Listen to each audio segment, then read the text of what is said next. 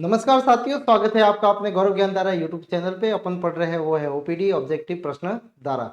आज का जो टॉपिक है वो अपने है मानव में शोषण शोषण तंत्र जो है वो किस प्रकार होता है। अच्छा, शोषण की क्रियाविधि जो थी वो अपने प्लांट के अंदर कुछ देखी थी, तो उसके अंदर अपन ने पढ़ लिया था इसको, ठीक है। लेकिन मानव की शोषण क्रियाविधि जो है वो किस प्रकार से होती है वो आज अपन देखेंगे, ठीक है। तो चलते हैं मानव में शोषण की तरफ। देखो, श्वसन का मेन उद्देश्य जो होता है वो है ऊर्जा का उत्पादन होता है, ठीक है। यानी खाद्य पदार्थों जो होता है, कार्बनिक खाद्य पदार्थों का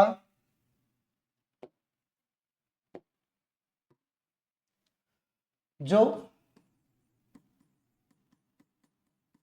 कार्बनिक जो खाद्य पदार्थ होते हैं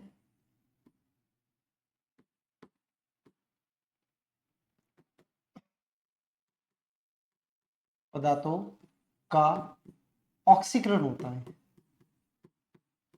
ऑक्सीकरण, ठीक है, ऑक्सीजन की उपस्थिति में। और जिससे क्या बनती है, ऊर्जा बनती है। जिससे क्या बनती है, ऊर्जा बनती है, ठीक है। और ऊर्जा जो होती है वो किस रूप में रहती है, वो एटीपी के रूप में संचित रहती है। किस रूप में संचित रहती है, एटीपी, एडिनोसिन ट्राइफॉस्फेट, ठीक है। ये एटीपी जो है वो करेंसी होती है ऊर्जा की, जिसमें ऊर्जा जो है वो उसके रूप में संचित रहती है अपने। तो श्वसन का मेन उद्देश्य जो है वो ऊर्जा का उत्पादन करना होता है, ठीक है। अब श्वसन के प्रकार अगर देखा जाए, टाइप्स ऑफ श्वसन तो ये दो प्रकार के होते हैं। एक तो होता है बाह्य श्वसन, जिसको बोलते हैं एक्सटर्नल रेस्पिरेशन, ठीक है। और दूसरा जो होता है जिसको बोलते हैं इंटरनल रेस्पिरेशन, ठीक है, या सेलुलर रेस्पिरेशन बोला जाता है, ठीक है। यानी दो जगह ऑक्सीजन और CO2 का ट्रांसफर होता है, ठीक है। एक तो होता है बाहर जिसको अपन बोलते हैं एक्सटर्नल, और एक होता है इंटरनल। तो दो प्रकार के श्वसन है, ठीक है। यदि प्राणी की कोशिका द्वारा पर्यावरण से ऑक्सीजन को अंदर ग्रहण करना, पहली बात तो अंदर आई, ठीक है, करके, और CO2 को बाहर निकालना से संबंधित प्रक्रिया बाह्य श्वसन में आती है। किसमें आती है, बाह्य श्वसन में। अच्छा, पर्यावरण में एवं कोशिकाओं के मध्य ऑक्सीजन एवं CO2 का विनिमय होता है। किसके किसके बीच में, अपन कह सकते हैं कि जो वायु कुपिका है, कुपिका, ठीक है, एवं जो अपन कह सकते हैं वायु कुपिका एवं रक्त वाहिनियों के बीच में, वाहिनियों के मध्य जो श्वसन होता है वो कौन सा होता है, बाह्य श्वसन होता है, जो लंग्स के या। अच्छा, दूसरा फिर ऑक्सीजन जो होती है वो जाती है सेल के पास में, कोशिकाओं के पास में, ठीक है। और वह कोशिकाओं तथा उत्तकों के मध्य और रक्त वाहिनियों के मध्य होता है, वो कैसा होता है, इंटरनल, जिसको सेलुलर रेस्पिरेशन कहा जाता है, ठीक है। तो प्राणी द्वारा ऑक्सीजन का उपयोग, जैसे सांस लेना छोड़ना, ये ब्रीथिंग कहलाता है या श्वसन कहलाता है, ठीक है। ये भी एक भौतिक प्रक्रिया होती है, ये भी क्या है, एक भौतिक प्रक्रिया है। आंतरिक श्वसन, जिसको इंटरनल या सेलुलर रेस्पिरेशन कहा जाता है, ये प्राणी द्वारा ऑक्सीजन के प्रयोग तथा कार्बन डाइऑक्साइड एवं एटीपी के उत्पादन से संबंधित है, या एटीपी का उत्पादन होता है सेल के अंदर। किसके अंदर होता है, सेल के अंदर एटीपी का उत्पादन होता है, ठीक है। सेल में भी क्या होता है, माइटोकॉन्ड्रिया में, कहाँ पे होता है, माइटोकॉन्ड्रिया में संबंधित आंतरिक या कोशिकीय श्वसन कहलाती है, ठीक है। यानी कोशिकीय श्वसन जो है वो आप देखने जाओगे तो ये होता है कोशिकाओं तथा रक्त वाहिनियों के मध्य में होता है, ठीक है। आंतरिक श्वसन दो प्रकार के होते हैं। पहला है जब कोशिकाओं को श्वसन में ऑक्सीजन की उपस्थिति होती है, ऑक्सीजन क्या होती है, उपस्थिति, तो उसको बोला जाता है ऑक्सी श्वसन एरोबिक, ठीक है। और इसके बारे में अपन पढ़ चुके हैं, एरोबिक और एनारोबिक रेस्पिरेशन, ठीक है। ये एरोबिक रेस्पिरेशन जो होता है वो ऑक्सीजन की उपस्थिति में होता है, पहली बात, ठीक है। दूसरा जो होता है इसके अंदर अगर देखा जाए तो ये साइटोप्लाज्म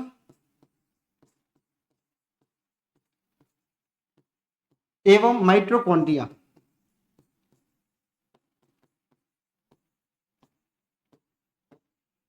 माइटोकॉन्ड्रिया में संपन्न होता है। ऊर्जा का उत्पादन ज्यादा होता है, उच्च ऊर्जा निकलती है। ऊर्जा का उत्पादन क्या होता है, ज्यादा होता है, ठीक है। और जो विकसित जीव है उनके अंदर ये शोषण होता है, ठीक है। अच्छा, एंड प्रोडक्ट इसका क्या बनता है, वही CO2 प्लस जल, ये इसका अंतिम उत्पाद होता है, ठीक है।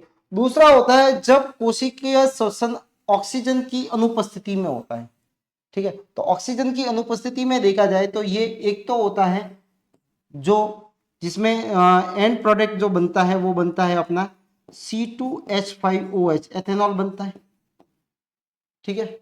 दूसरा ये कहाँ पे कंप्लीट होती है, ये साइटोप्लाज्मा में होती है, साइटोप्लाज्मा में पूरी होती है। निम्न मात्रा में ऊर्जा निकलती है, निम्न मात्रा में ऊर्जा होती है, ऊर्जा का उत्पादन होता है, ठीक है। दूसरा एक मसल्स में और होता है, पेशियों में, और पेशियों में जब होता है तब उत्पादन के रूप में लैक्टिक एसिड बनता है, क्या बनता है, लैक्टिक एसिड बनता है, जिससे आते हैं क्रैम्प, ठीक है। और ये अपने पहले पढ़ चुके हैं पहली वाली क्लास के अंदर। तो ये आंतरिक श्वसन दो प्रकार के होते हैं, ठीक है, एरोबिक और एनएरोबिक, एरोबिक और एनएरोबिक श्वसन, ठीक है। और दूसरा होता है एरोबिक एनएरोबिक, ऑक्सी श्वसन और अनऑक्सी श्वसन, ऑक्सीजन की उपस्थिति में होता है, दूसरा जो है वो ऑक्सीजन की अनुपस्थिति में होता है। एंड प्रोडक्ट एथेनॉल साइटोप्लाज्मा में संपन्न होती है, निम्न मात्रा में ऊर्जा निकलती है, ठीक है।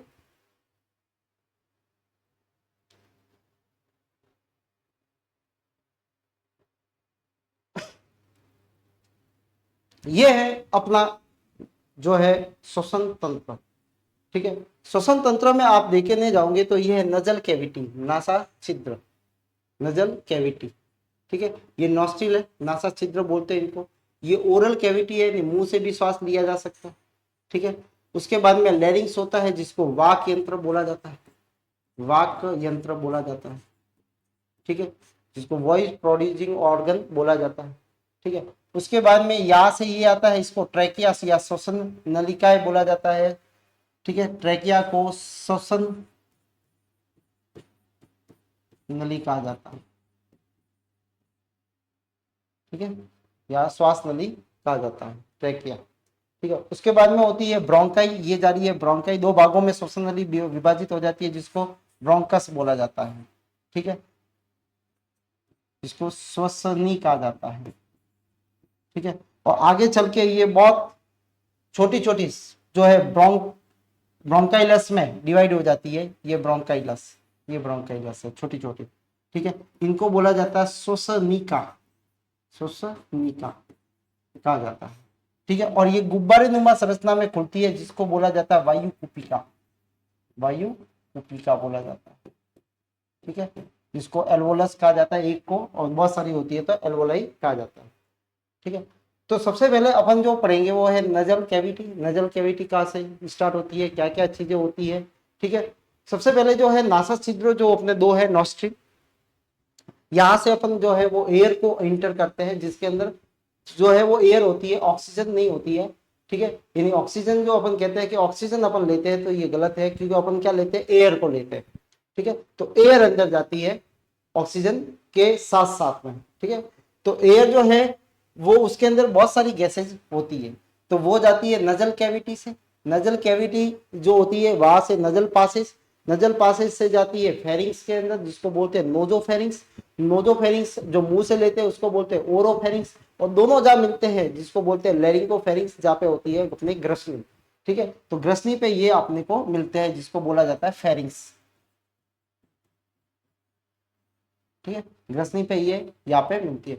ग्रसनी वह भाग होता है जहाँ पे मुंह वाला मार्ग यानी मुख मार्ग और जो नासा छिद्र वाला जो मार्ग है दोनों एक प्लेस पे आके मिलते हैं, वह प्लेस कहलाता है ग्रसनी, ठीक है। उसके बाद में ग्रसनी से ये जो चलती है ये आगे चल के एक ट्यूब के रूप में चलती है, ठीक है। और यहाँ पे जो है वो दोनों ट्यूब होती है, एक तो आगे की तरफ और पीछे की तरफ। पीछे की तरफ जो होती है वो फूड पाइप है, आगे की तरफ जो है वो कौन सी है, विंड पाइप होती है, ठीक है। तो ये विंड पाइप जो होती है इनके अपेक्स के ऊपर अगर देखें, ट्रैकिया के अपेक्स के ऊपर, ये ट्रैकिया है, इसके अपेक्स के ऊपर अपने को क्या मिलता है, वोकल कॉर्ड मिलता है, लैरिंग्स मिलता है, जिससे आवाज प्रोड्यूस होती है। जो अपन बोलते हैं उसका उत्पादन जो होता है वो कहाँ से होता है, लैरिंग लैरिंग्स से होता है, ठीक है। फिर ये ट्रैकिया जो होता है वो आगे चल के दो भागों में डिवाइड हो जाता है, ठीक है। तो आप देख रहे हो ये ट्रैकिया है और ये आगे चल के दो भागों में डिवाइड हो गया और दोनों प्रत्येक लंग्स में एंट्री करता है। दो लंग्स होते हैं, ठीक है, लेफ्ट और राइट, ठीक है। तो यहाँ से ये एंट्री करता है, दो भागों में दो ट्यूब हो जाती है। इनको बोला जाता है क्या, श्वसनी बोला जाता है या ब्रोंकस बोला जाता है, ठीक है। ये ब्रोंकस जो होती है ये भी अलग अलग होती है, प्राइमरी होती है, सेकेंडरी होती है, टर्सरी होती है और फाइनली ये छोटी छोटी एक ब्रांचेस के अंदर खुल जाती है जिनको बोला जाता है ब्रोंकाइलस बोला जाता है या श्वसनिकाएं बोला जाता है। और प्रत्येक श्वसनिका की जो ट्यूब होती है एक गुब्बारे नुमा संरचना होती है, अंगूर के जैसे ही आप देख सकते हो, इनके अंदर खुलती है और इसको बोला जाता है क्या, वायु कुपिका बोला जाता है। और वायु कुपिका वह स्थान होता है जहां पे गैसों का आदान प्रदान होता है, बाकी कई गैसों का आदान प्रदान नहीं होता है। यानी रेस्पिरेट जो क्या बोलते हैं अपन, ट्रांसपोर्टेशन जो सरफेस होती है वो जो मिलेगी वो अपने को कहाँ मिलेगी, एल्वोलस में मिलती है। यानी गैसों का आदान प्रदान कहाँ होता है, वो एल्वोलाई के अंदर होता है या अपन वायु कुपिकाओं के अंदर होता है, ठीक है। तो ब्रोंकाई जो है यानी श्वसनी जो है वो प्राथमिक श्वसनी, द्वितीय श्वसनी, तृतीय श्वसनी और फिर वो छोटी छोटी आप देख रहे हो ये इसके अंदर खुल जाती है और या ये गुब्बारे के नमक संरचना मिलती है जिनको बोला जाता है एल्वोलाई, ठीक है। तो ये इसका एक स्ट्रक्चर होता है।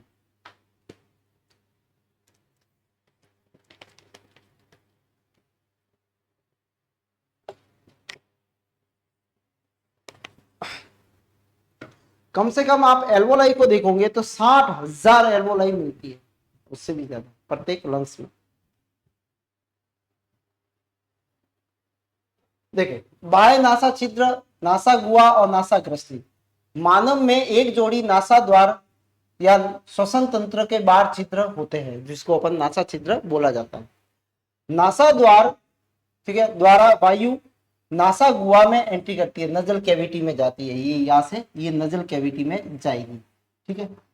नासा द्वारों में उपस्थित रोम और श्लेष्म, ये दो चीज जरूरी आ जाती है, रोम होते हैं और श्लेष्म होते हैं, यानी म्यूकस जिसको बोलते हैं अपन म्यूकस, क्या बोला जाता है श्लेष्म को, म्यूकस, ठीक है।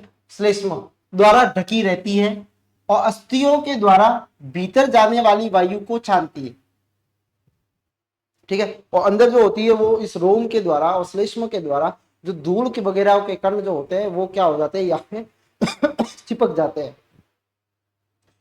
इन सर्पिल एवं घुमावदार अस्थियों को टर्बाइनल अस्थियां कहा जाता है। तो यहाँ पे जो घुमावदार अस्थि होती है जिनको क्या बोला जाता है, टर्बाइनल अस्थियां कहा जाएगा, ठीक है। नासा गुहा में सिरेनरी उपकला, ठीक है, वो एपिथेलियम होती है, से स्थित होती है और यही जो एपिथेलियम है वो क्या निकालती है, सीलिया युक्त होती है यानी रोम युक्त होती है, संवेदनशील होती है और ये श्लेष्म का यानी म्यूकस का स्त्राव करती है। तो म्यूकस का स्त्राव कौन करती है, जो अंदर एपिथेलियम की जो लेयर होती है वहां की कोशिका जो होती है वो क्या करती है, श्लेष्म का स्त्राव करती है और वहां भी क्या मिलती है अपने को, सीलिया रोम मिलते हैं और संवेदनशील होती है। क्या होती है ये, संवेदनशील होती है यानी सेंसिटिव होती है ये ज्यादा।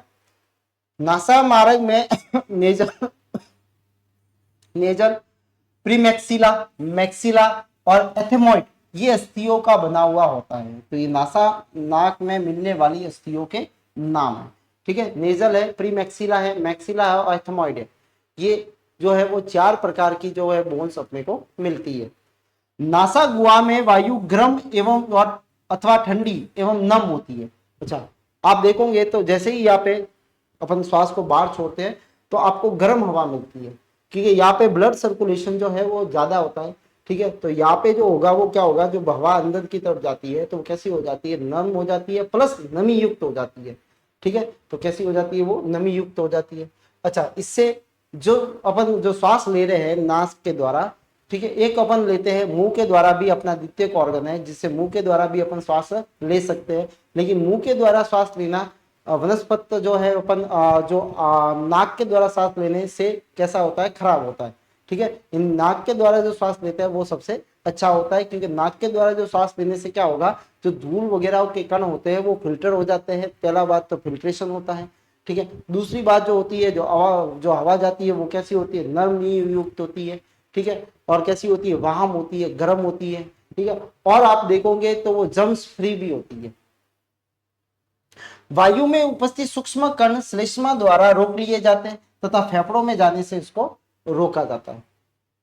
नासा गुहा की आंतरिक नासा द्वारा तथा नासा ग्रसनी में खुलती है।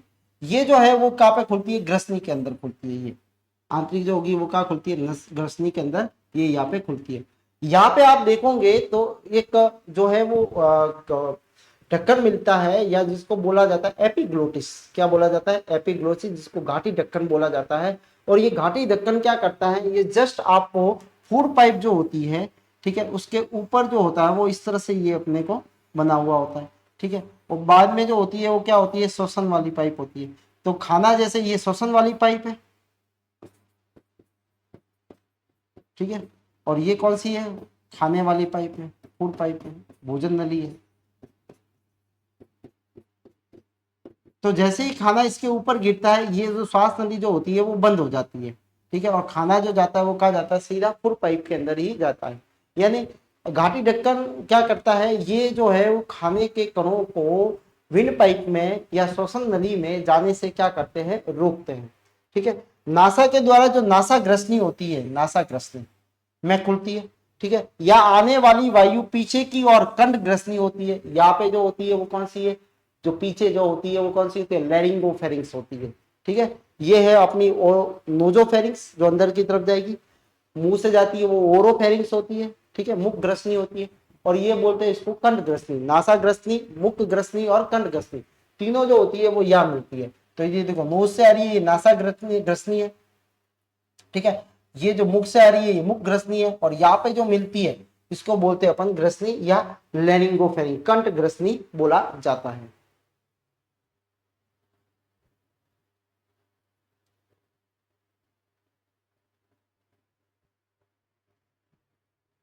ठीक है, ये ग्राही अंग होते हैं नासा के अंदर, ये नासा छिद्र होते हैं, ये नासा का पुल है, नासा की नोक है ये, ठीक है, नासा गुहा है ये अंदर की तरफ, ये नासा के पट होते हैं जो दो भागों में विभाजित करते हैं, ठीक है, और ये वायु कोटर होते हैं अंदर की तरफ, ये ऊपर की तरफ कोटर जो है कठोर तालु होती है, नीचे की तरफ कोमल तालु होती है, ठीक है, ये सारे जो है वो इसके भाग होते हैं। नेक्स्ट है ग्रसनी, कंठ, श्वास नली और श्वसनिया, ठीक है, जिसको ब्रोंकाई बोलते हैं, और कंठ ग्रसनी। देखो कंठ ग्रसनी जिसमें, ठीक है, कंठ ग्रसनी आप देखोगे कंठ के माध्यम से श्वास नली से जुड़ती है, आप देखोगे तो कंठ ग्रसनी जो होती है वो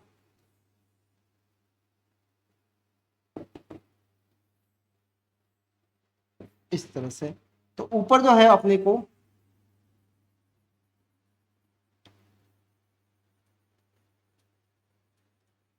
ये है श्वास नली,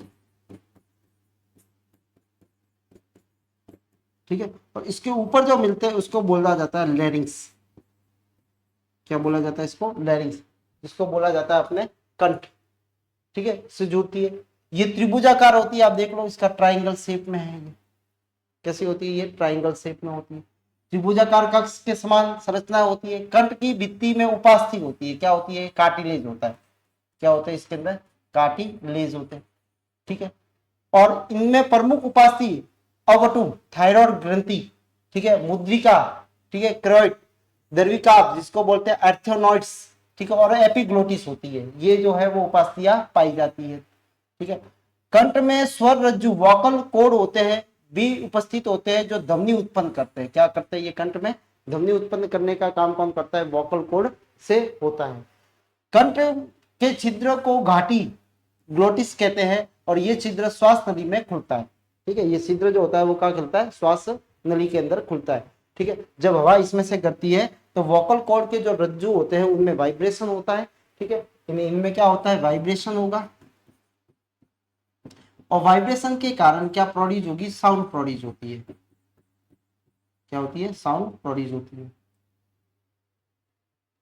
श्वास नली लगभग 12 सेंटीमीटर लंबी होती है, और ये कंठ से वक्ष गुहा की तरफ फैलती है। यहां से स्टार्ट होती है और ये वक्ष गुहा की तरफ जाती है, ठीक है, फैली जाती है। या ये दो श्वसनी श्वसनियों में बढ़ जाती है, जिनको ब्रोंकाइटिस कहते हैं। ये वाली, ये श्वास नली है, और ये आगे चल के दो भागों में बढ़ जाती है, ये दो भागों में बढ़ती है, जिनको बोलते हैं, बोला जाता है श्वसनी। ठीक है। अच्छा, पहली वाली को बोलेंगे प्राथमिक श्वसनी, ब्रोंकस। ठीक है, ये प्राथमिक श्वसनी होगी, प्राथमिक श्वसनी। ठीक है, ये होती है वापस, ये वापस इसकी एक दूसरी शाखा निकल गई। ठीक है, ये दो भाग हो गए इसके, तो ये द्वितीय श्वसनी है। ठीक है, फिर ये जो है वो अपन और जरेंगे तो ये सेगमेंटल ब्रांचेज है। ठीक है, इसी तरह से ये टर्सरी होगी। ठीक है, और अंत में जाके ये छोटी छोटी जो खुलती है, ये खुलती है ब्रोंकाइल, जिसको बोला जाता है श्वसनिका। और श्वसनिका जो होती है वो कहाँ खुलती है? वायु कूपिका में। इसमें खुलती है वायु कूपिका में, वायु कूपिका में खुलती है। ठीक है, बढ़ जाती है। श्वास नली व श्वसनी की भित्तियों पे क्रमशः सी आकार के और ओ आकार के क्या बनते हैं? उपास्थि क्या पाए जाते हैं? उपास्थियां पाई जाती है, वलय पाई जाती है, ओ आकार की वलय पाई जाती है।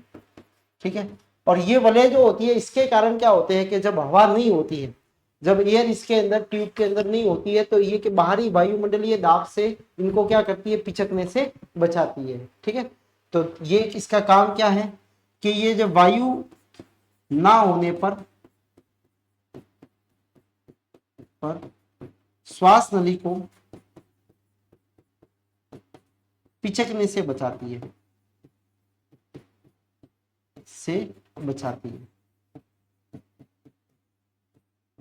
इसको क्या करती है? पिचकने से बचाती है। श्वसन मार्ग की भित्ति पे श्लेष्म कोशिका और पक्षमाभि कोशिका सिलिएटेड होती है, पाई जाती है। श्लेष्म में फंसे हुए जीवाणु सूक्ष्म जीव कणों को पक्षमाभि द्वारा ग्रसनी में लाया जाता है, और श्लेष्म के द्वारा, जिसको अपन कहते हैं बलगम, ठीक है, वही म्यूकस के द्वारा अपन बाहर इसको थूक दिया करते हैं। ठीक है, यानी ये नासा से कहा लाता है, ग्रसनी में लाता है यहाँ पे, और यहाँ से अपन उसको बाहर फेंक देते हैं, जिनके अंदर क्या होता है? जीवाणु और सूक्ष्म जीव होते हैं। ठीक है, अच्छा, ये एल्वोलाई होती है, ये आप देख रहे हो गुब्बारे के नुमा संरचना जो होती है वो एल्वोलाई है। ठीक है, ये कैपिलरीज होती है। ठीक है, ये एल्वोलाई का बेस है।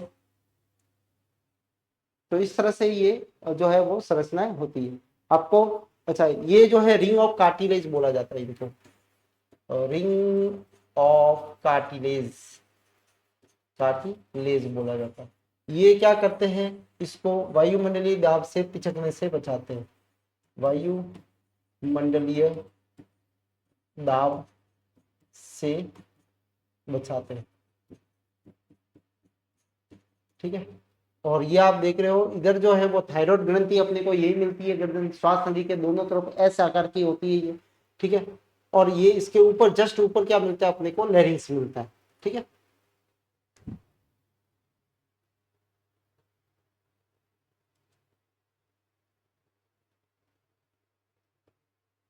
फुफ्फुस, मानव की वक्ष गुहा में हृदय के पास दो असमान फेफड़े होते हैं। देखो, समान नहीं होते, क्योंकि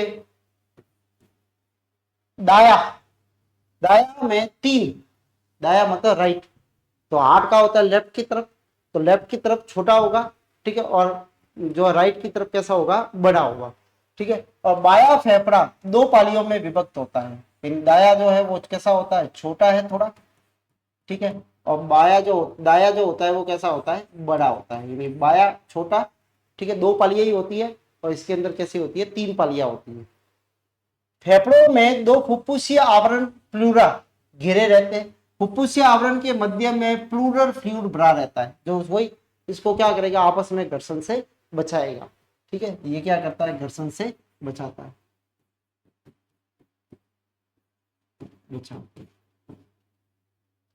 फुफ्फुसीय आवरण के मध्य कोटर प्लूरल कैविटी में कोई वायु नहीं होती है, तो कोटरों व फेफड़ों को पिचकने से क्या करती है? ये बचाता है। ठीक है, दोनों फेफड़ों में कोटर परतक परतक होते हैं। कोटर जो हो गए वो दोनों के कैसे होते हैं? परतक परतक। दुर्घटनावश अगर कोटर में वायु प्रवेश हो जाती है तो फेफड़े पिचक जाते हैं। अगर कोटर में वायु चली गई तो क्या हो जाएगी? ये पिचक जाएंगे।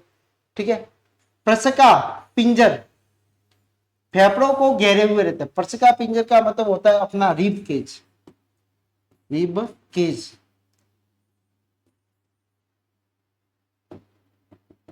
इनको बोला जाता है ठीक है। रिब केस जिसको बोला जाता है पसलिया से प्रोटेक्ट रहता है, या आप देखोगे तो 12 जोड़ी जो है वो पसलियां पाई जाती है। कितनी जोड़ी पाई जाती है? 12 जोड़ी पसलियां। इसके पीछे जो है वो बीच में जो कौन रहता है, अपने फुफ्फुस पाए जाते हैं। ठीक है। अच्छा, इन पसलियों के मध्य में जो मसल्स होती है उनको बोला जाता है इंटरकॉस्टल मसल्स बोला जाता है। और ये इंटरकॉस्टल मसल्स क्या करती है? श्वसन में मदद करती है, यानी श्वसन के अंदर इसके एरिया को बढ़ाने के लिए, कम करने के लिए ये मसल्स कार्य करती है। ठीक है। गुंबद आकार का पेशीय तनुपट होता है जिसको बोला जाता है डायफ्राम, डायफ्राम बोला जाता है।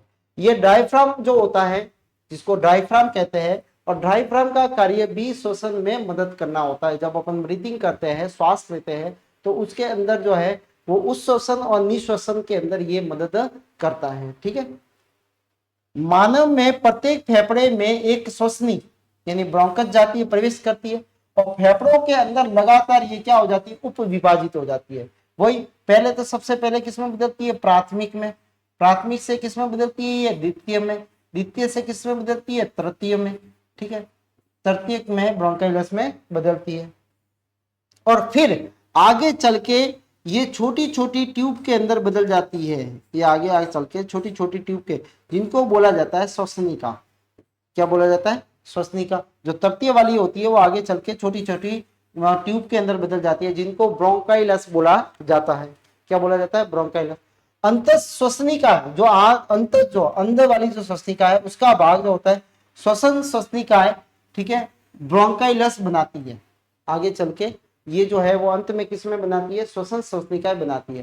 यानी ट्रेकिया, ट्रेकिया से ब्रोंकाई, प्राथमिक, द्वितीय, तृतीय, तृतीय आगे चल के और छोटी छोटी ट्यूब बनाता है जिनको ब्रोंकाइलस या श्वसनिका कहते हैं। और ये श्वसनिका अंत में एक गुब्बारे नुमा संरचना में खुलती है जिनको एल्वोलाई कहा जाता है।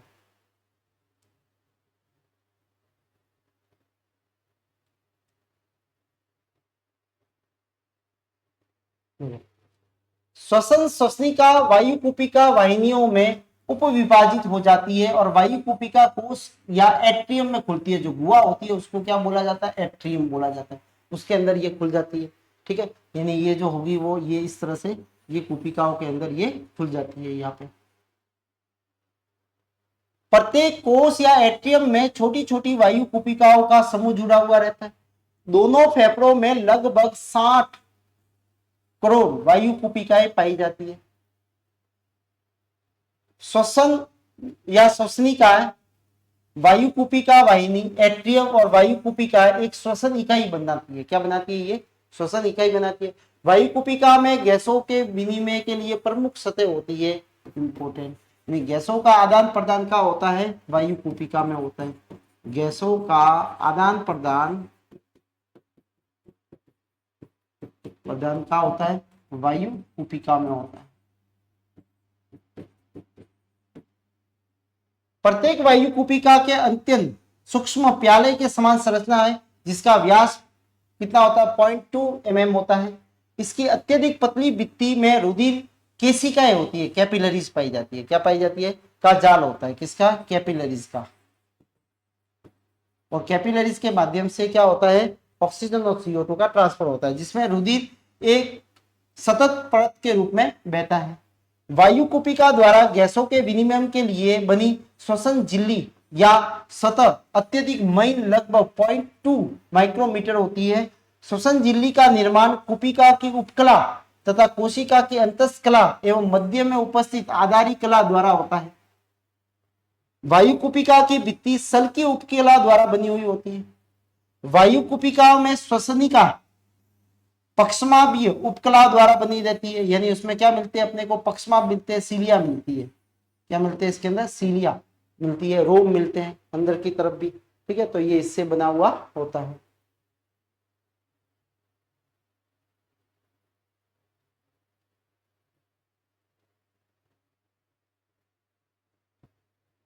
अब श्वसन के जो है वो किस तरह से होगा? एक तो होता है श्वसन की क्रियाविधि। श्वसन की क्रियाविधि अगर देखें तो मानव में श्वसन जो होता है वो 2 चरणों में पूर्ण होता है। एक तो जब अपन श्वास अंदर लेते हैं तो वो होता है अंत श्वसन। ठीक है। एक जो होता है अपन श्वास को बाहर छोड़ते हो तो उसको बोलते हैं बहिश्वसन, निश्वसन, उच्छ्वसन, ठीक है, इंस्पायरेशन, और दूसरे को बोले जाता है एक्सपायरेशन, और शब्द है इसका इनहेलेशन और एक्सहेलेशन, ठीक है। ये सारे शब्द जो है वो इसी के ही है। तो निश्वसन, अंतश्वसन, इंस्पायरेशन, ठीक है, इनहेलेशन, इनहेलेशन भी कहा जाता है, ठीक है, इनहेलेशन भी कहा जाता है। वायु ऑक्सीजन के शरीर में प्रवेश करना निश्वसन कहलाता है। क्या कहलाता है? अंदर लेना निश्वसन है, इसको इनहेलेशन भी कहा जाता है। निश्वसन सक्रिय प्रावस्था है जिसमें तनुपट, अब देखो इसमें होता क्या है। पहली बात तो जो डायफ्राम जो था वो आप देखोगे फेफड़े, जैसे सपोज मान लो ये फेफड़े है, तो फेफड़े के अंदर जो नीचे जो होता है वो डायफ्राम जो होता है वो इस तरह से होता है, ठीक है। ये अपन मान लेते हैं क्या है, डायफ्राम, डायफ्राम। डायफ्राम क्या होता है, नीचे की तरफ मूव करता है या पीछे की तरफ मूव करता है, ठीक है, और ये धीरे धीरे कैसा हो जाता है, फ्लैट हो जाता है। कैसा हो जाता है? फ्लैट, यानी कैसा हो जाएगा, चपटा हो जाएगा। चपटा होने से क्या हो जाता है, वक्ष गुहा का आयतन, देखो पहले ये आयतन इतना था, अब क्या होगा, वक्ष गुहा का आयतन बढ़ जाएगा। वक्ष गुहा का जब आयतन बढ़ेगा, सीधी सी बात है, तो वक्ष गुहा का आयतन जो होगा तो यहाँ पे लंग्स का जो है एरिया जो है या क्षेत्रफल जो है वो भी इंक्रीज होगा। जो इंटरकोस्टल मसल्स होते हैं उनमें संकुचन से क्या होगा, ये जो होगी ये भी बढ़ेगी, ठीक है। तो सीधी सी बात है, अब यहाँ पे जो है वो एरिया बढ़ा, तो यहाँ पे जो वायु अभी तक अंदर नहीं है, तो वायु क्या है यहाँ पे कम है, ठीक है। तो यहाँ पे दाब भी क्या होगा, कम होगा, वायु दाब भी क्या होगा, यहाँ पे कम होगा, ठीक है। तो वायु दाब यहाँ पे कम है, लेकिन अपर वायुमंडल में बाहर बाहर देखेंगे तो वायु जो होती है, वायु दाब वो अधिक है इसके मुकाबले में, अंदर वाले के मुकाबले में, ठीक है। तो वायु जो होती है हमेशा अधिक दाब से कम दाब की ओर क्या करती है, मूव करती है। तो वो कहाँ चला जाएगा, सीधा अंदर की तरफ आ जाएगी वायु, ठीक है। तो देखो क्या लिखा हुआ, तनुपट, डायफ्राम, बाय अंतरक पेशी जिसको इंटरकॉस्टस मसल्स बोलते हैं। ये इंटरकॉस्टस मसल्स का मिलती है अपने को, जो रिब केज होते हैं, ठीक है, जो पसलियां होती है उनके मध्य में, ठीक है, उनके मध्य में जो मसल्स पाई जाती है उनको बोला जाता है रिब केज, ठीक है। ये जो है इनके बीच में जो मसल्स मिलती है, ठीक है, ये पसलियां है, पसलियां, इनके मध्य में, दो पसलियों के मध्य में जो मसल्स मिलती है रेड, ठीक है, उनको बोला जाता है इंटरको में संकुचन होता है, में क्या होता है, संकुचन होता है, ठीक है। जब अपन श्वास लेते हैं तो पेट जो होता है वो क्या जाता है, अंदर की तरफ जाता है, क्या जाता है, अंदर की तरफ जाता है, ठीक है, संकुचन होता है। जब तनु पर संकुचित होता है एवं कैसा हो जाता है, चपटा हो जाता है, फ्लैट हो जाता है, ठीक है। तनु पर संकुचन के समय उधर की ओर नीचे आ जाती है, जिससे वक्ष गुहा का आयतन क्या हो जाता है, बढ़ जाता है। दूसरी बात क्या हुई, चपटा होने से वक्ष गुहा का आयतन बढ़ा। इसके साथ बाह्य अंतरिक पेशियां भी संकुचित होती है और संकुचन से पसलियां बाहर की तरफ और ऊपर की तरफ खींची जाती है। तीसरी बात क्या होगी, पसलियों में होगा तो क्या होगा, ये बाहर की तरफ और ऊपर की तरफ खींची जाएगी, यानी शेष जो होगा वो फूलेगा, ठीक है। दोनों क्रियाओं के फलस्वरूप वक्ष गुहा का आयतन क्या हो जाता है, बढ़ जाता है। एक तो पेशिया जो है वो इंटरकॉस्टल मसल से उसके द्वारा हुआ, दूसरा जो है वो तनुपट जो है डायफ्राम के द्वारा हुआ। इस कारण वक्ष गुहा तथा फेफड़ों का वायु दाब वायुमंडलीय दाब से कम होता है, क्योंकि अभी तक हवा इसके अंदर नहीं आई है इसका, तो इसका मतलब अंदर वाला दाब बाहर वाले के दाब से कैसा होगा, कम होगा। तो वायु दाब में अंतर के कारण वायुमंडल से वायु श्वसन मार्ग से होती हुई, मतलब वही नासा छिद्र से होती हुई, नजल कैविटी से होती हुई, ये कहाँ पे पहुंचेगी, नोजोफेरिंक्स से होती हुई, ये लैरिंक्स से होती हुई, ट्रैकिया से होती हुई, प्राइमरी ब्रोंकाई, प्राइमरी से सेकेंडरी, सेकेंडरी से टर्सरी, टर्सरी से ब्रोंकाइलस, ब्रोंकाइलस से एल्वोलाई तक ये पहुंचेगी, यानी फेफड़ों के अंदर आ जाएगी। श्वसन मार्ग से होती हुई वायु कुपिकाओं में तेजी से अब तक भरी जाती है, जब तक कि वायु कुपिका द्वारा दाब वायुमंडलीय दाब के बराबर ना हो जाए, तब तक इतनी आती है कि बाहर का दाब और अंदर का दाब बिल्कुल लेवल नहीं हो जाए। वायु का मार्ग इस प्रकार से होता है, नासा द्वारा, ठीक है, नासा गुहा, आंतरिक नासा छिद्र, ग्रसनी, घाटी ढक्कन, ठीक है, श्वसनी, श्वसनिया, ठीक है, श्वसनिका, वायु कुपिका वाहिनी, वायु कुपिका कोश और वायु कुपिका, ठीक है। इसमें इस प्रकार फेफड़ों में वायु प्रवेश करना निश्वसन कहलाता है। यानी अब वायु जो है वो कहाँ पे, अंदर की तरफ प्रवेश कर गई है। एंड में कहा आ जाती है, वायु कुपिकाओं के अंदर आई जाती है।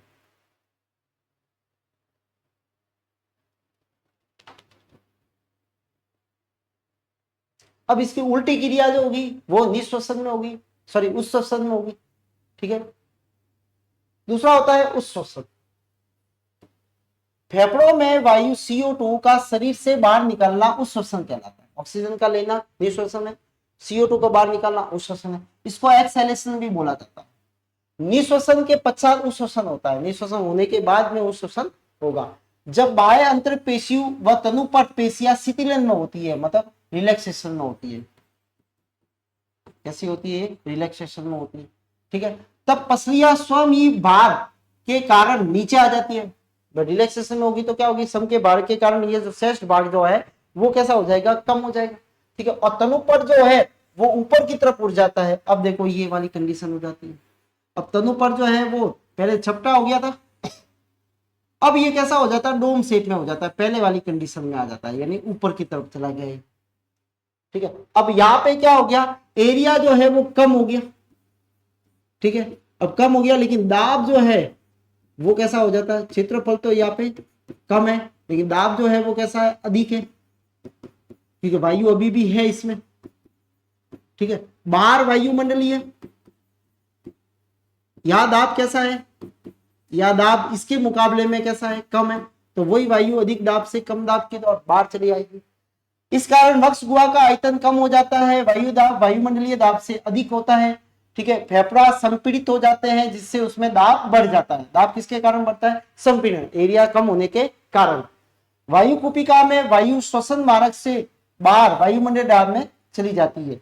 व्यायाम शारीरिक श्रम के समय उस श्वसन सक्रिय प्रावस्था होती है। ठीक है, जो व्यायाम करते हैं तो ये कैसी होती है, सक्रिय होती है। आंतरिक अंतर पार्श्विक पेशियां इंटरकॉस्टल मसल्स जो होती है तेजी से संकुचित होती है और पसलियां नीचे की ओर खींची जाती है, जिससे वक्ष गुहा का आयतन क्या हो जाता है, कम हो जाता है। उदर पेशियां भी तेजी से संकुचित होती है, वह उदर गुहा में दाब बढ़ जाती है, तो उदर गुहा जो होगी वो कैसी होगी, बाहर आएगी। इस दाब के कारण तनुपट वक्ष गुहा के ऊपर की ओर चला जाता है और सक्रिय रूप से गति करता है। इन दोनों पेशियों में संकुचन से फेफड़े तेजी से क्या होते हैं, संपीड़ित होते हैं और वायु में बलपूर्वक वायु को क्या निकालते हैं, बाहर निकाली जाती है। कहते हैं कि मानव में विश्राम अवस्था में वैक्स की श्वसन दर जो होती है वो 16 से 20 प्रति मिनट में होती है और वायु का फेफड़ों में प्रवेश, वायु का फेफड़ों से बाहर निकलना, ये दोनों आते हैं इसके अंदर, श्वसन के अंदर। यानी ये कितनी बार होता है, अंदर लेना और बाहर छोड़ना, ये 1 मिनट में 16 से 20 बार या 18 बार होता है। ठीक है, तो ये है उस श्वसन और निश्वसन।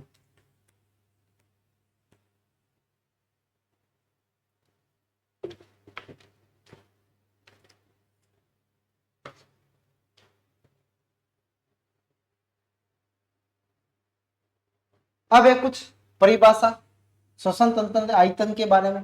एक होता है ज्वारीय आयतन जिसको बोलते हैं टाइडल वॉल्यूम। सामान्यतः श्वसन के समय निश्वसन यानी श्वास जो लेना, फेफड़ों में भरी जाती हुई वायु का आयतन तथा एक उस श्वसन से निकली हुई वायु का आयतन ज्वारीय आयतन कहलाता है। सामान्य मतलब आप सामान्य से कितना श्वास ले रहे हो, छोड़ रहे हो नॉर्मली, ठीक है, वो कहलाता है कौन सा, ज्वारीय श्वसन बोलते हैं। प्रति श्वास ज्वारीय निश्वसन या ज्वारीय उच्छ्वसन का कितना होता है, 500 mm होता है। स्वस्थ मनुष्य लगभग 60 से 80 हजार, क्योंकि अपन 12 से इसको 18 से गुणा करेंगे तो 60 से 80 बार आ जाएगा। 1 मिनट में इतना करते हैं। ठीक है, मिली प्रति मिनट में हिसाब से निश्वसन होता है। ठीक है, जैसे इसको बोला लिखा जाता है टीवी से। ठीक है, तो आप ग्राफ में भी देख सकते हो, ये वाला जो है यहाँ से ये पोर्शन जो है वो कौन सा कहलाता है, टीवी वाला कहलाता है। ये वाला, ये इतना होता है। ठीक है, ये वाला कौन सा है, टीवी है। दूसरा होता है निश्वसन आरक्षित आयतन, जिसको इंस्पायरेटरी रिजर्व वॉल्यूम कहता है, IRV। ठीक है, अच्छा इसमें क्या होता है, वायु आयतन की वह अतिरिक्त मात्रा जो एक व्यक्ति बलपूर्वक निश्वसन से करता है औसतन, जैसे बलपूर्वक आप श्वास ले रहे हो, ठीक है, वो अतिरिक्त मात्रा, तो उसको क्या लिखा जाएगा, IRV लिखा जाएगा। ठीक है, क्या लिखा जाएगा, IRV। ठीक है, तो ये होता है IRV। यहाँ से जो है वो ये वाला जो पोर्शन जो है वो कौन सा है, IRV है, ये वाला IRV। ये तो नॉर्मली तो है ये 500, ठीक है। इसके अलावा जो ली जाती है वो उस शोषण जबरदस्ती, ठीक है, वो IRV कहलाता है। ये कितनी होती है, 2500 से 3000 ml होती है। कितनी होती है, 2500 से 3000 ml होती है IRV।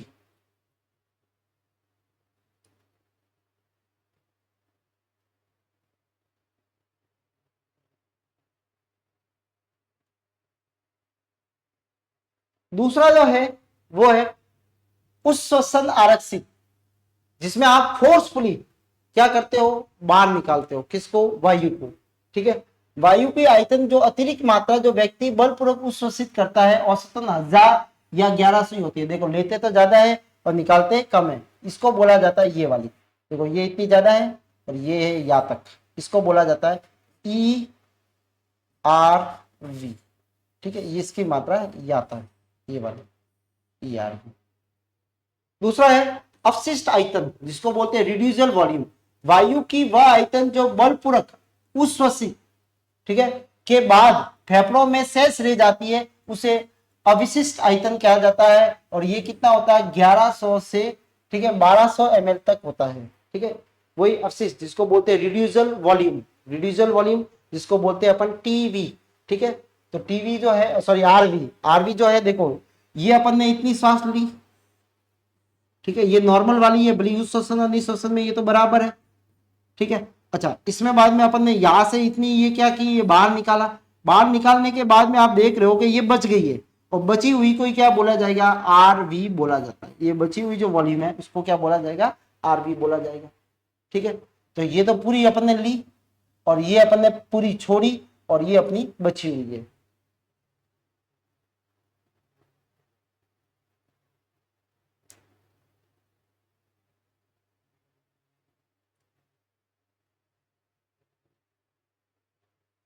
अब श्वसन संबंधी क्षमता, capacity related to the respiration. निश्वसन क्षमता, इंस्पायरेटरी कैपेसिटी, जिसको IC बोला जाता है। वायु की वह अधिकतम मात्रा जो निश्वसन में ग्रहण की जा सकती है, जिसमें ज्वारीय आयतन तथा निश्वसन आरक्षित सम्मिलित होता है। इस मार्ग में कितना होता है, ये 3500 होता है। कितना होता है, IC। IC में क्या क्या होता है, देखो ये तो नॉर्मली अपन ने ली है, ये वाला ज्वारीय वाला, ठीक है। और इसके बाद में अपन ने ये वाली और ली है, तो अपन कितनी मैक्सिमम ले सकते हैं, ये इसकी कैपेसिटी होगी, तो इसको बोला जाता है IC, ठीक है। इसको क्या बोला जाता है, IC बोला जाता है ये, ठीक है। इनको बोला जाता है अपन इंस्पायरेटरी कैपेसिटी बोला जाता है। उच्छ्वसित क्षमता, एक्सपिरेटरी, ठीक है। वायु की वह अधिकतम मात्रा जो उच्छ्वसित में बाहर निकली जाती है, जो ज्वारीय आयतन तथा उच्छ्वसित आयतन को सम्मिलित किया जाता है, जिसमें टीवी को और ERV को क्या किया जाएगा, सम्मिलित किया जाएगा, ठीक है। और इसमें किसको किया गया है, टीवी को प्लस IRV को सम्मिलित किया जाता है, ठीक है। तो आप देखो ये कौन सी होगी आपके, ठीक है, EC जो है वो कौन सी है, ये यहां से लगाकर ये वाली, ये जो कहलाती है वो कौन सी कहलाती है, EC कहलाती है, ठीक है। ये जो है वो कौन सी कहलाएगी, EC कहलाएगी, यहां से यहां तक, ठीक है। टीवी और ER, टीवी और ER दोनों को क्या किया, प्लस किया।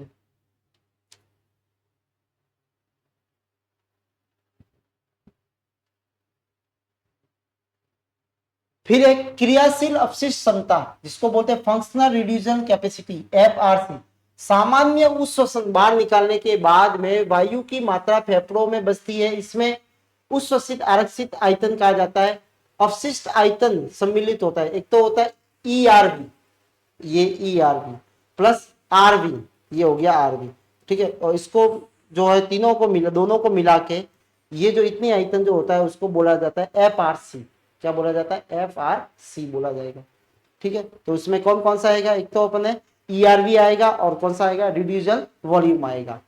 उसके बाद में होती है जैव क्षमता, विटल कैपेसिटी। ये फेफड़ों में अधिकतम भरी गई एवं अधिकतम निकाली गई वायु की मात्रा होती है। तो कौन कौन सी होगी, VC, ठीक है। VC में कौन आएगा, ये यहां से लगाकर ये अधिकतम अपन कौन सी भर सकते हैं, तो क्या भाई इतनी भर सकते हैं, ये वाली। तो कौन कौन सा IRV आएगा और टीवी आएगा, प्लस कितनी बार निकाल सकते हैं कि ERV को निकाल सकते हैं। देखो ये अपन ने ली वो कौन सी है, ये IC वाली इतनी ली, ठीक है। इसके अलावा अपन ने बाहर कितनी निकाली फोर्सफुली, तो ये दोनों कह रहे हैं कि फेफड़े अधिकतम भरी गई एवं अधिकतम निकाली गई वायु का मान जो होगा वो क्या कहलाएगा, उसकी विट्रल कैपेसिटी कहलाती है।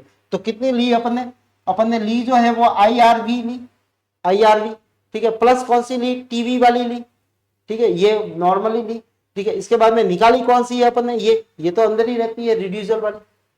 फेफड़ों की कुल क्षमता, टोटल लंग कैपेसिटी, ठीक है, अधिकतम प्रयास के बाद फेफड़ों में भरी जा सकने वाली अधिकतम वायु की मात्रा को कुल फेफड़ों की क्षमता कहते हैं। इसका मान TLC होता है। क्या होता है, TLC, ठीक है। तो TLC ये जो है अधिकतम कितनी भर सकते हैं, तो TLC में VC आएगा, एक तो आएगा VC या तक, और दूसरा प्लस क्या आएगा, RV आएगा, तो VC प्लस RV, ठीक है। ये दोनों को प्लस करेंगे तो अपना कौन सा आ जाएगा, ये यहां से लगाकर पूरा वॉल्यूम जो होगा इसको बोला जाता है क्या, फेफड़ों की कुल क्षमता,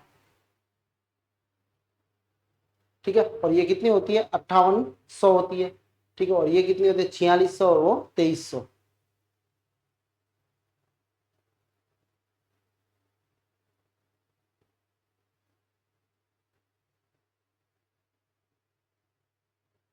अब है कृत्रिम श्वसन, आर्टिफिशियल। जब किसी व्यक्ति को दुर्घटना में जैसे डूब गया हो, ठीक है, या कार्बन मोनोऑक्साइड ज्यादा आ गई हो, ठीक है, अन्य गैसों में अविषाक्त टॉक्सिसिटी हो गई हो, विद्युत अपघटन, इलेक्ट्रिसिटी शॉक लग गया हो, अन्य परिस्थितियों में श्वसन क्या हो जाता है, रुक जाता है। यदि हृदय स्पंदन जारी रहता है, हृदय तो स्पंदन नहीं, श्वास क्या हो जाएगा, रुक जाएगा, तो कृत्रिम श्वसन देके उसको मानव जीवन को बचाया जा सकता है, ठीक है। सामान्यतः कृत्रिम श्वसन की सहायता से श्वसन केंद्रों को सक्रिय कर देते हैं। क्या किया जाता है इसमें, श्वसन केंद्रों को सक्रिय किया जाता है। सामान्यतः श्वसन पूर्ण प्राप्त करना संभव हो जाता है। कृत्रिम श्वसन से अनेक विधियों से ज्ञात है, लेकिन वर्तमान में मुख से मुख श्वसन विधि जो है वो अधिक कारगर होती है, मुख से श्वास दी जाती है, ठीक है। इस विधि से कृत्रिम श्वास देने के लिए मुख्य बिंदु है, देखो पहला है रोगी को सीधा लेटाना है, अपना एक हाथ उसके माथे पे और दूसरा हाथ उसकी गर्दन के नीचे लगाकर, ठीक है, को इस प्रकार ऊंचा करो ताकि उसकी गर्दन थोड़ी सी खींचे, यानी एक हाथ तो इसके माथे पे लगाना, दूसरा हाथ गर्दन के पीछे लगाना, ठीक है, और थोड़ा सा ऐसे खींचना, ताकि ये, जिससे क्या हो जाएगी, जीवा गले के पीछे चली से अलग हो जाए और इससे बंद श्वसन मार्ग जो होता है वो क्या हो जाएगा, खुल जाएगा। माथे पे हाथ से रोगी के नाक बंद करते हुए, ठीक है, श्वसन देने वाले व्यक्ति को अपने मुख को, रोगी के मुख को इस प्रकार रखे कि वायु अवकाश ना रहे, मतलब बिल्कुल चिपकाना है होठों से, ठीक है, और यानी वायु रोधी स्थिति रहे। गर्दन को नीचे यथा स्थिति में रखे, जैसा आपने रखा था पहले रखना चाहिए, ताकि गर्दन खिसी हुई रहे। रोगी के मुख में 1 मिनट तक क्या करना, 12 बार ज्वारीय आयतन को दुगनी हवा भरनी है, जो ज्वारीय आयतन भर लेते हैं उससे दुगनी हवा उसके अंदर भरनी है, ठीक है। रोगी के मुख व नाक को खुला छोड़ते हुए रोगी को उस श्वसन की जांच करें। अब उसको दोनों को खोल दो, अब श्वास बाहर आ रही है कि नहीं आ रही है, इसकी जांच करें। इस प्रकार कृत्रिम श्वसन रोगी को पुनर्जीवन मिल सकता है तथा आजकल कृत्रिम श्वसन के लिए कई प्रकार के यांत्रिक उपकरण भी उपलब्ध है, जिससे अपन क्या कर सकते हैं, उसको आर्टिफिशियल रेस्पिरेशन दे सकते हैं।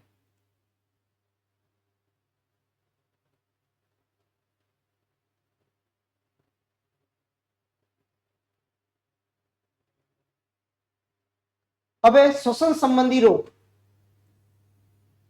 एक है अस्थमा, जिसको दमा कहा जाता है।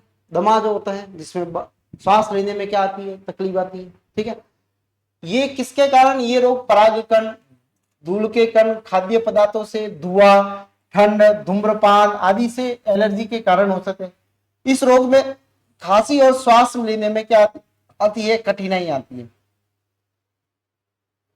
अस्थमा का दौरा पड़ने पर उस श्वसन के समय सीटी बजने की आवाज आती है, जैसे अंदर क्या होगी, अंदर जैसे सीटी बज रही हो इस तरह से आवाज आएगी।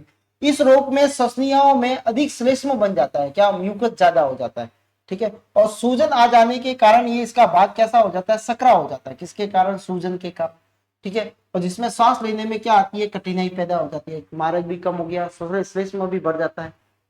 इस रोग से बचने के लिए सर्वोत्तम उपाय एलर्जी के कारकों से दूर रहे, जिससे ये हो रहा है उससे अपन दूर रहे, ठीक है, या उससे बचना चाहिए। इस रोग के उपचार हेतु ब्रोंकाई डायलेटर या एंटीबायोटिक दवा का सेवन करना चाहिए, जिससे सूजन क्या हो जाती है, कम हो जाती है। सूजन क्या हो जाती है, कम हो जाती है।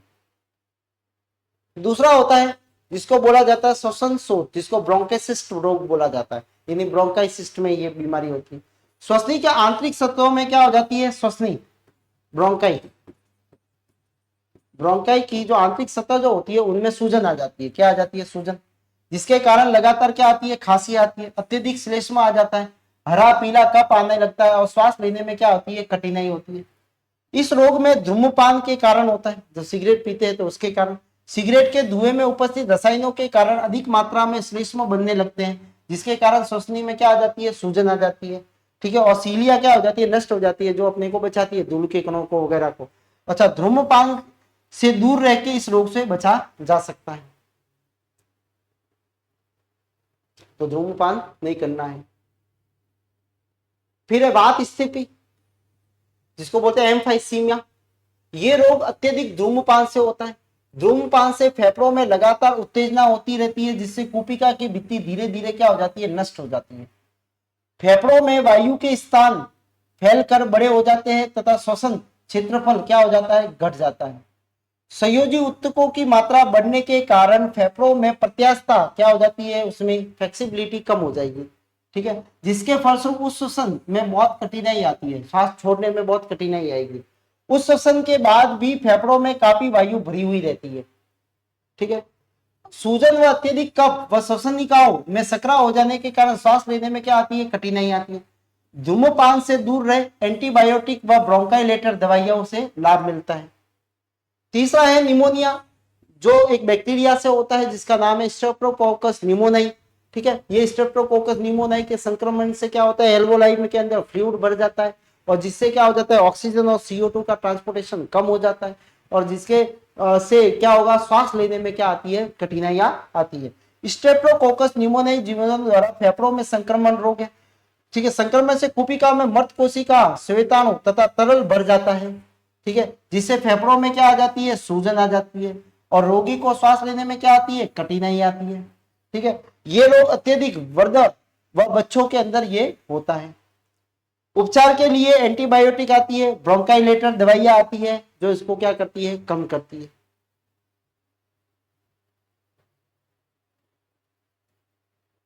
फेफड़ों का कैंसर, इसका प्रमुख कारक धूम्रपान होता है। सिगरेट के धुएं में उपस्थित रसायन से क्या होता है, इसमें कैंसर जनक होते हैं। धुएं से श्वसनिकाओं से उपकला में उत्तेजना में अनियंत्रित कोशिका विभाजन आरंभ हो जाता है। ठीक है, और धीरे धीरे पूरे फेफड़ों में क्या हो जाता है, कैंसर फैल जाता है। एक होता है सिलिकोसिस, ठीक है, एस्बेस्टोसिस। ठीक है, ये रोग वायु प्रदूषण के कारण होता है, पहली चीज। ठीक है, ऐसे श्रमिक जो सिलिका, जो पत्थर की खदानों वगैरह वहां पे काम करते हैं, ठीक है, एस्बेस्टोस खानों के अंदर, कारखानों में जो कार्य करने वाले होते हैं, उनके अंदर ये रोग पाया जाता है, उनमें ये रोग होने की संभावना होती है। श्वास के साथ इन पदार्थों के कण फेफड़ों के ऊपरी भाग में जो फाइब्रोसिस होता है, तंतुमय में वृद्धि होती है तथा सूजन पैदा हो जाती है, तथा दोनों असाध्य है, मतलब ये ठीक नहीं होते। ठीक है, जिन कारणों से ये होते हैं उनसे बचना चाहिए, जहां से ये हो रहे हैं उनसे दूरी बना के रखें। ठीक है, तो ये था अपने आज मानव के अंदर श्वसन। ठीक है, तो आज की क्लास में इतना ही है, मिलते हैं अपनी अगली क्लास के अंदर, तब तक के लिए धन्यवाद, आपका दिन शुभ हो, धन्यवाद।